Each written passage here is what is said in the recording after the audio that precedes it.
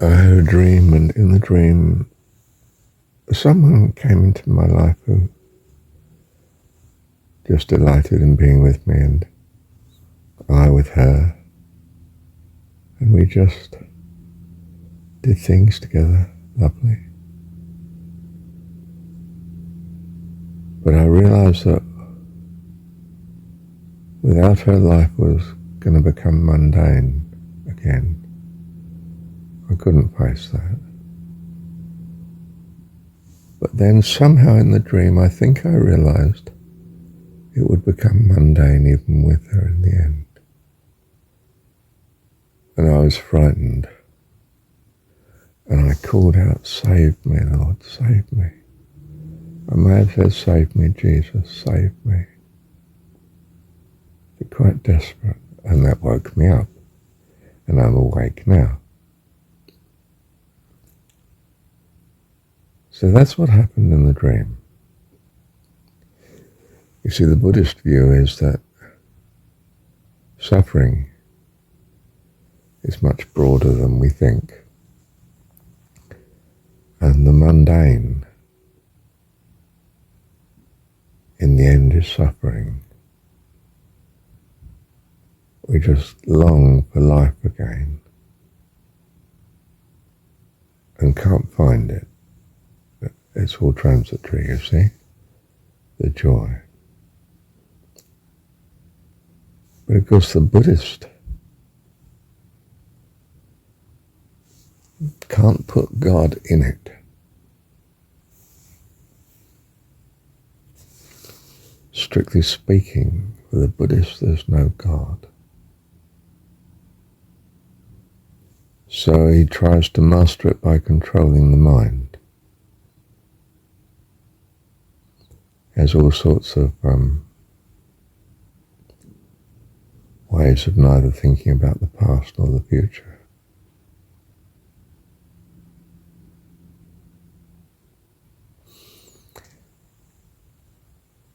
The person who believes in God, the theist, if you like,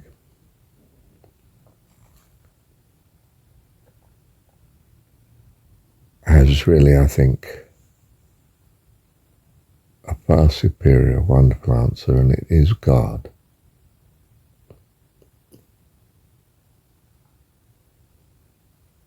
And it's not just that, it's the expansion of self, well, possibly by God, as I understand it, but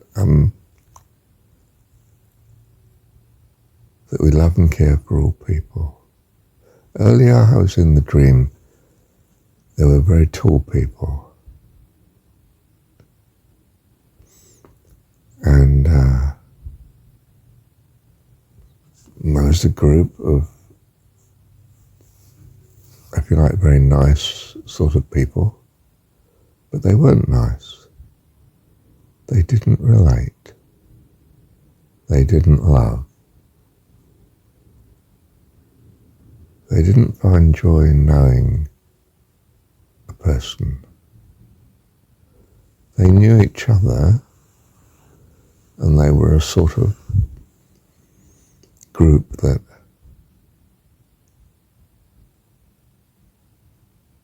but you were kept a stranger by them. They wouldn't relate to you. That was horrible. I realized I must avoid them. That's bad. They were tall. I'm tall. They were taller and superior. A distant superiority of not relating to one. That was awful.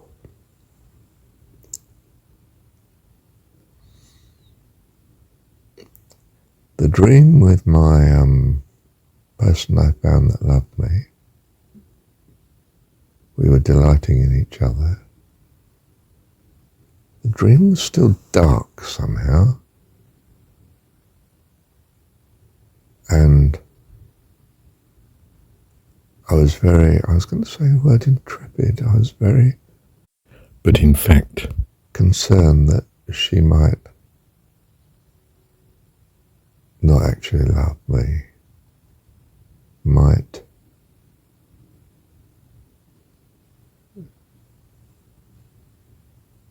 not be going to continue to relate to me in the lovely way that she was, delighting in me.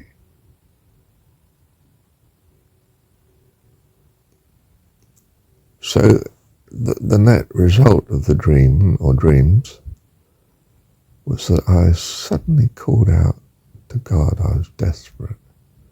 And literally I called out, save me, save me, save me. It may have been Jesus, it may have been Lord, I said. Incredibly intense, desperate. And that is what woke me up.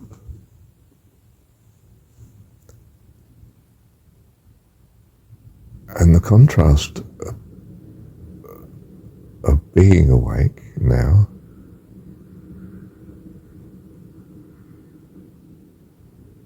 was a dramatic relief, because in this waking state that I have,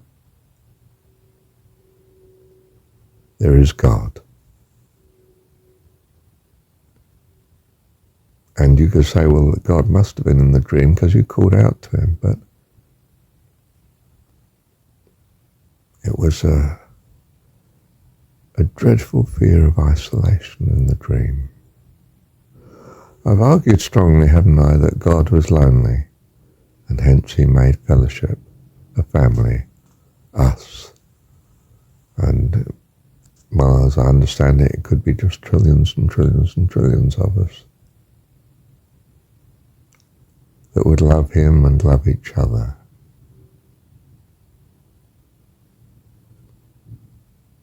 We commit ourselves to loving, you see, to loving God and to loving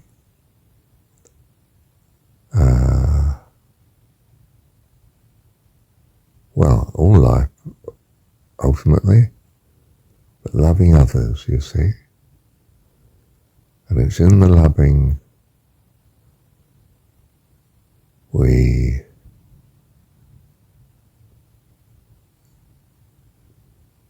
undress ourselves in a way of this desperate isolation.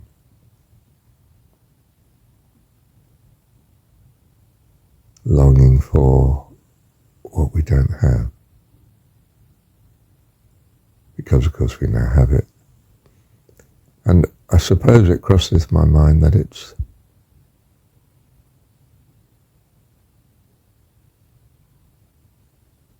we could be in a state where we seek desperately to be loved, not realizing that what we actually need is to be loving of someone else. We might think in terms of ones, but really all. And if you think of it, it would be desperate to miss anyone out, wouldn't it? And we do, of course. We have all sorts of reasons. They're hard to live with, they're difficult, they're unkind, they don't love us. So we have all sorts of causes to not love those around us. And it leaves us in this frightening, desperate poverty. So when it crosses my mind, say we should love the Lord our God with all our heart, soul, mind and strength,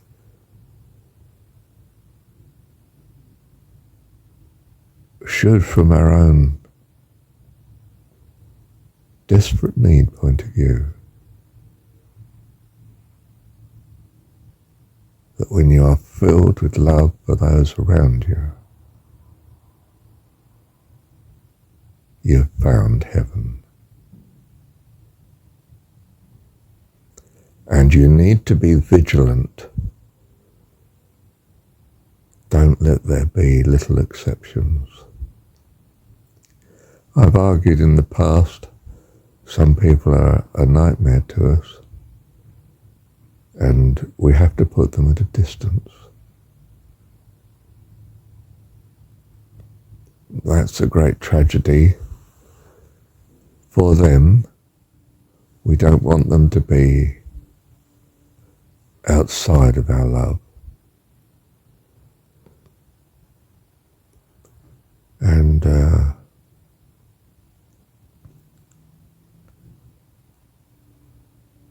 it's a great nightmare for us if we find we put everyone outside of our love. If we find that, as in the dream, we're very willing to be loving, but we can't find someone who is loving back. And people become terribly unhappy in that situation. And it cries out to us to rescue them. And if you've experienced that fear and loneliness, you know you must rescue them. Heavenly Father, give me that love that doesn't leave people out, doesn't leave persons out, any creature that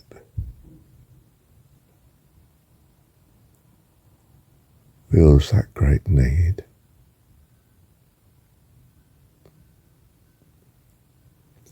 But what do you do when they don't feel that great need? You see, it's that great need that overcomes things that would put you off people. Because you're just longing for someone that loves you and you can love. Let me pause. Look, I'm a great analyst, but I can't master this one, except to say the answer seems to present itself, that the solution is that we love.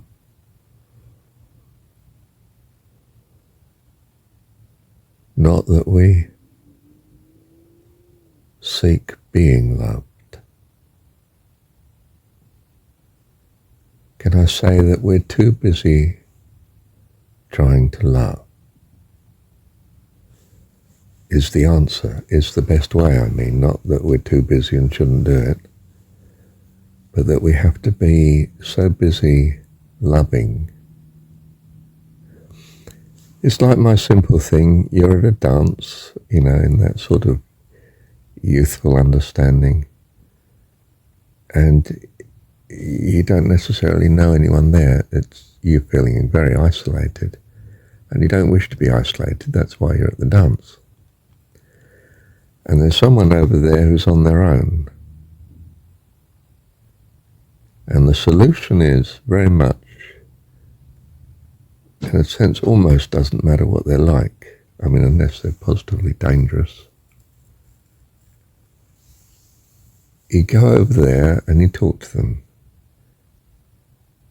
And if their need is pressing in on them, namely they feel isolated and they need someone to talk to, then of course they've got such relief and joy that now they're not isolated, you're talking to them.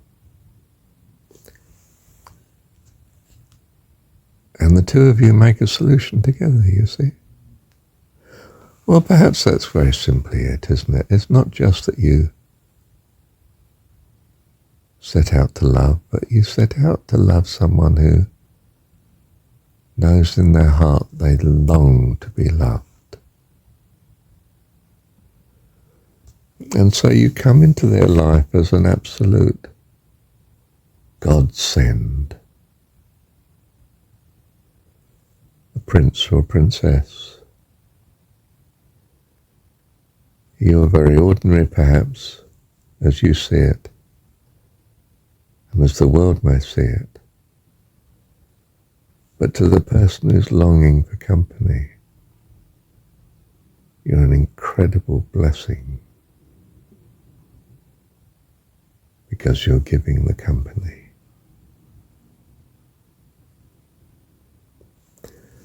Well, you say in marriage, what happens when they no longer see you as an incredible blessing? And well, the marriage has failed. You can keep offering this blessing, but it's not valued.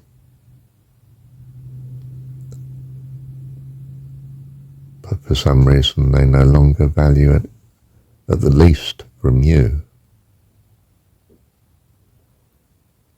And suddenly that loneliness crushes in upon you.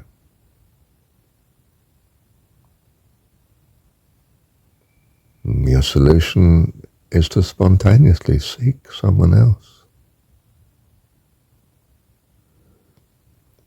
You may be caught in some societal expectation that says, but you were committed to this person. You're not allowed to look for someone else. And your heart's not in it anyway. You're suffering from this relationship collapsing. Thou shalt love the Lord thy God with all thy heart, soul, mind and strength. And the one who rescues you, your neighbour, rescues you in your dire, desperate need. Love that one as yourself. And you say, yes, but they no longer wish to rescue me. And I feel that terrible need crushing in on me. I need someone that loves me. I am willing to love them, but that's not of value to them. What do I do? I shall seek someone else.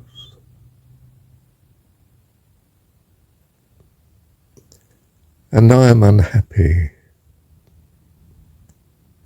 because I was much happier committed to them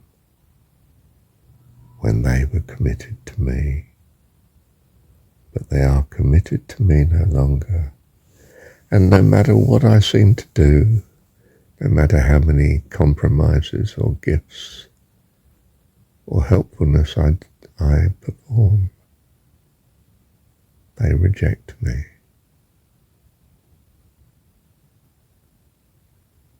Oh God, I cannot take this. Please, please, rescue me. Rescue me. Heavenly Dad, rescue me.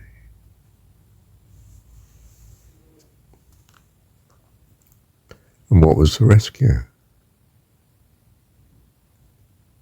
To love him. And to be loving to all who cried out for love. You can't love the rest, they don't need you.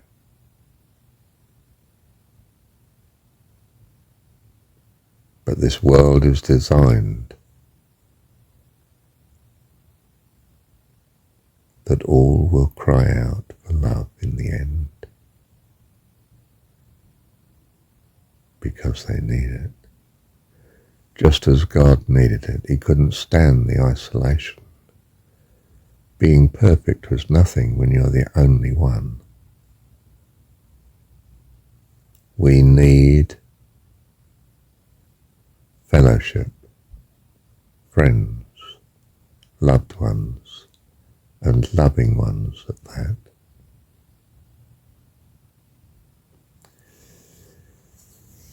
Let me pause again.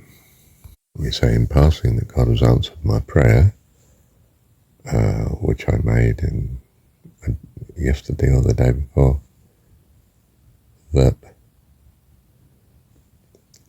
I be instructed by him when asleep, when dreaming, and that I remember the dream when I wake. And then I covered it by saying, but not if that's not a good idea, Lord. You do what's best. Well, he seems to have decided it's best that he meets my request in the form of this, the substance, the cause of this recording I'm doing here. I'm both perplexed and not perplexed. I'm perplexed by the problem and incredibly relieved at the same time that I have the answer, but I don't feel I've mastered it. You would say, well, you have the answer, so you have mastered it, and that's the contrast when you wake up. When you wake up in this world, yeah, but at the same time I don't have a particular partner.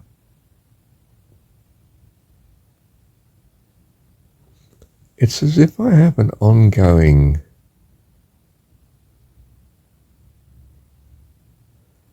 numbers solution. I relate to many people and am helpful on various issues, and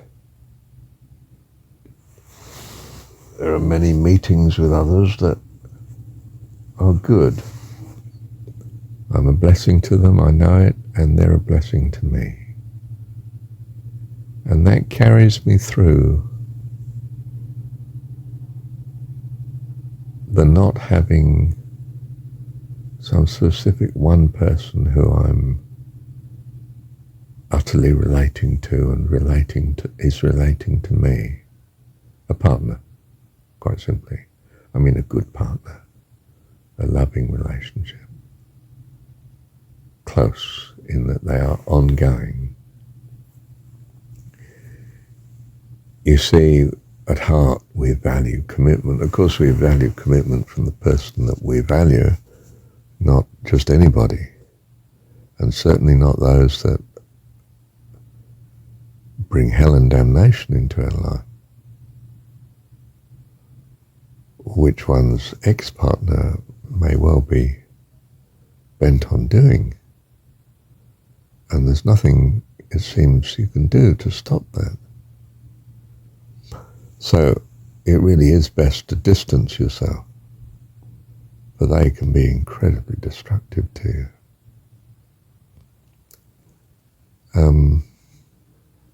And you wouldn't wish that on your kids. So don't tolerate it on yourself. But the solution is to be loving to all others. In particular, those that respond. If they don't respond, you have to leave them in the mire.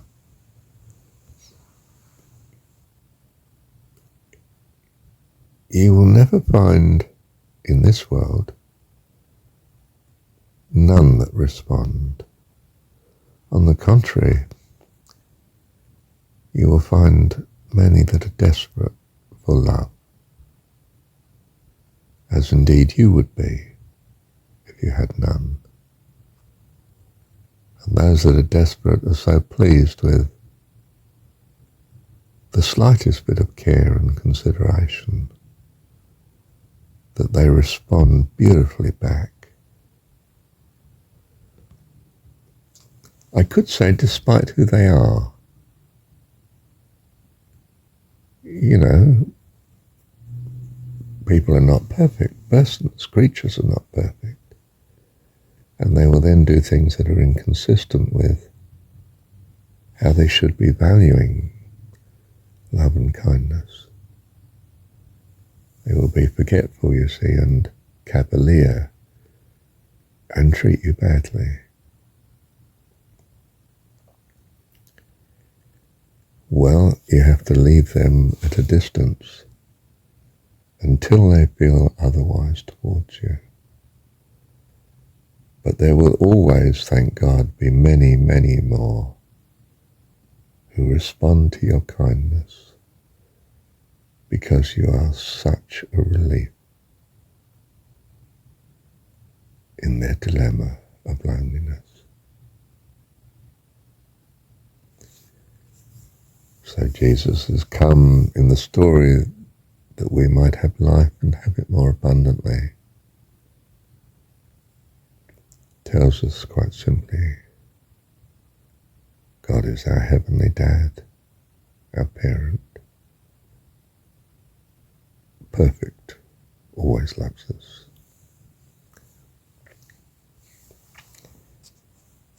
But there is some sort of conditionality in which to experience that love. For if we're mindless of him or against him,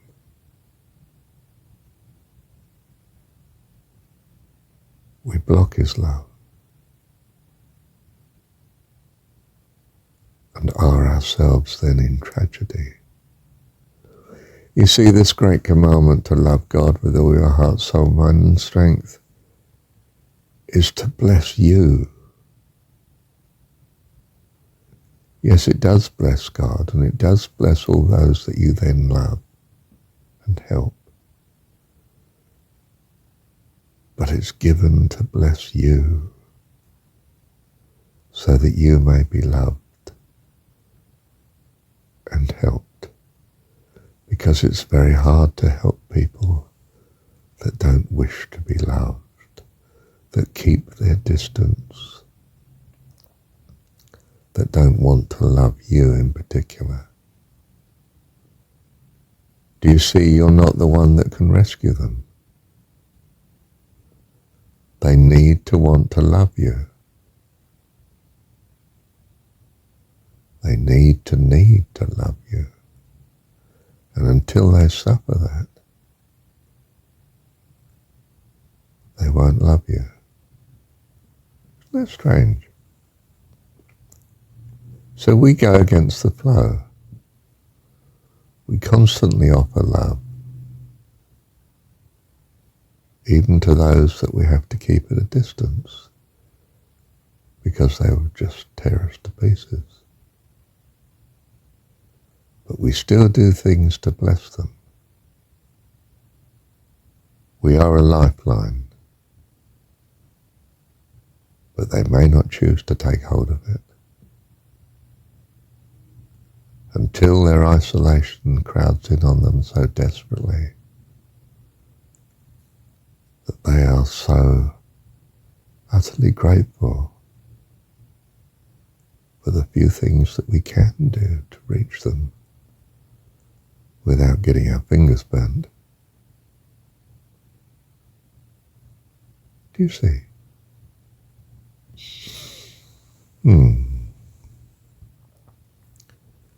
So when we have in us this loving intention to all, despite having to keep so many at a distance, we are ever available, I was going to say, but able to reach and to net others that are doing likewise. And when we meet with such people that do likewise, well, it's heaven. So the heavenly host is separate to the persons living in this universe, in this world, except where you are the exception, and constantly give out love, not putting yourself absurdly at risk, of course. Don't cast your pearls before swine. But those that ask, that value your love, be so ready to respond, not pass them by. So your predisposition is always to be sensitive to any that cry out or would cry out if they knew there was hope. So you test the waters.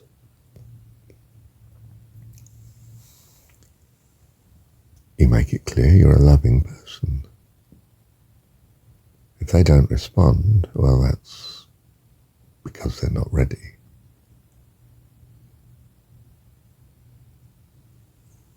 Don't cast your pearls before swine. You can be much better employed loving and caring for those that appreciate it.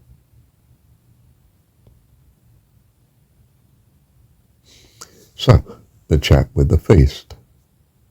He invites his friends and relatives and so on, and they won't come. They're all making excuses. Okay, well, there's no point in keep inviting them. Go out into the highways and byways and call in those that have a need for your love and kindness.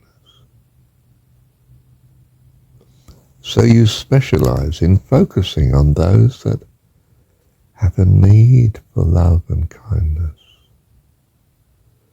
not those that don't experience that need.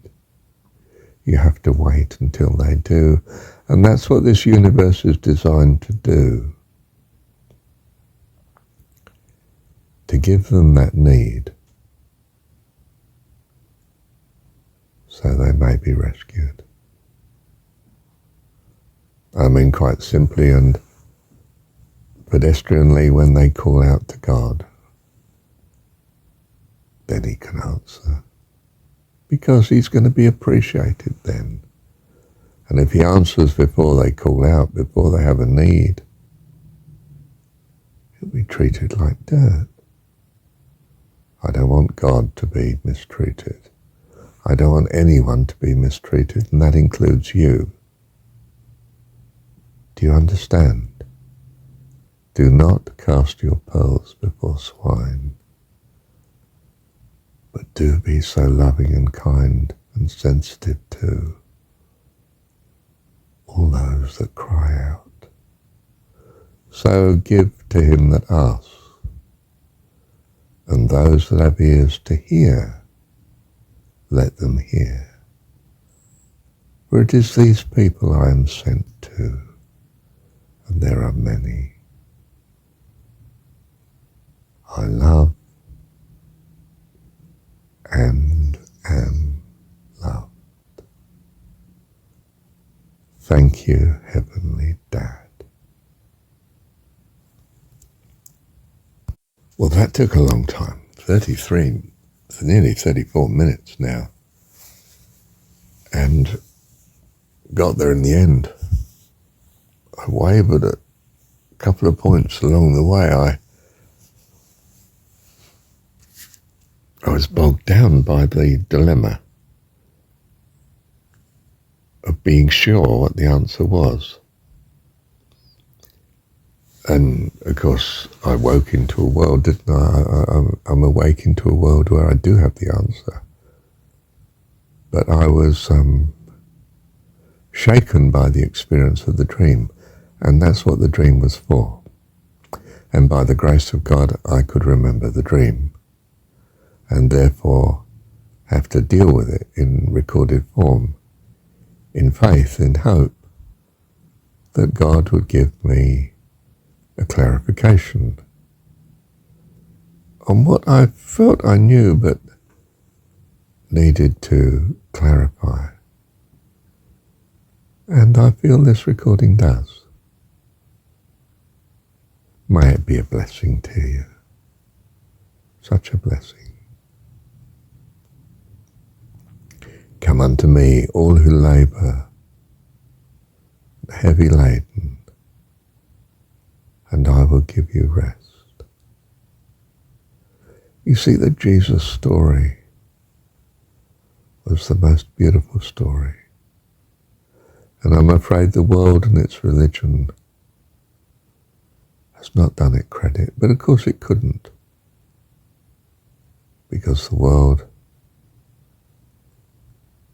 has to be a place in which you start to feel your need. And the answer to your need is not to love. It's to love. And it's not to love those that don't wish to be loved. It's to love those who are crying out for love and care and rescue. And there are many, and you can be fully involved in that and greatly loved. Bless you. Now you may find, as Jesus does in the story, that many leave him at critical times. And that is the tragedy of being in this world, but we are not in this world. I pray, Father, that they be with me where I am.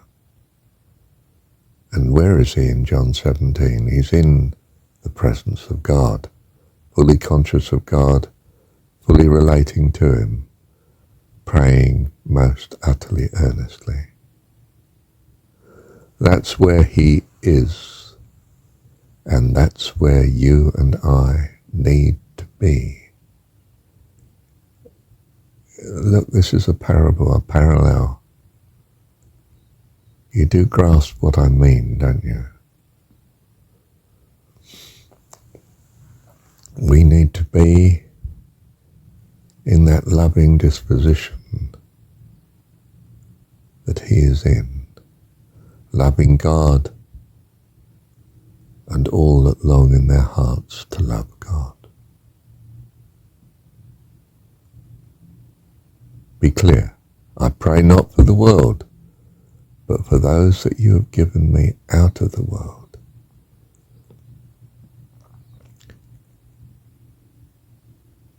Your need will only be satisfied when you do the same. That's what the story really emphasizes. Do you have ears to hear? If you do, you are rescued. If you don't have, you need it. And if you know in your heart you need it, then you do have ears to hear. Bless you. Love you. And you can be told that you're loved because that's what you value. Bless you. Thank you, Heavenly Dad.